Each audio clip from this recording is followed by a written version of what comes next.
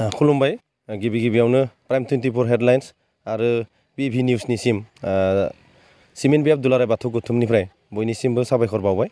जों 2022 जा मागो फोरबो बे मागो फोरबोखौ साननैनि हाबाफारि लानानै गाजा गोमजायै खुंनो नागिरदों।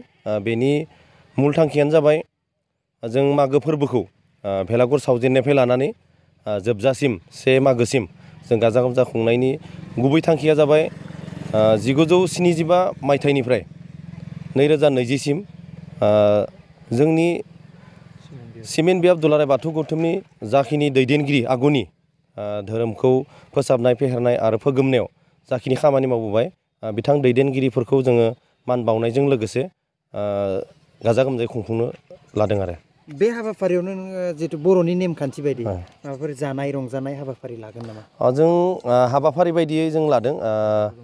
दमासि खालिनिफ्रायनो जों जागायगोन नालाय बेवहाय फिथा सावनायनिफ्राय लानानै जाखिनि मागो फोरबोआव नेम बायदि दंजोबो गय दंफाङाव बायदि नारा एबा थुरि हाग्रा बा खासि हाग्रा बिदि बाथि हाग्राजों बेन्दों खानायखौ लाजेननानै फिथा सावनायनिफ्राय लानानै गेदेरफोरखौ मान होनाय उन्दैफोरखौ सनमान होनाय आरो बे लांखार ओंखाम जानायखौ लाफानानै जोङो हयथ' बोथिसे हराव रंजानानै अखानायै भेलागुर सावनायनि सिगां लावखारफोरखौ मान होनायखौ लाफानानै जों गाजा गोमजायै खुंनाय जागोन आरो।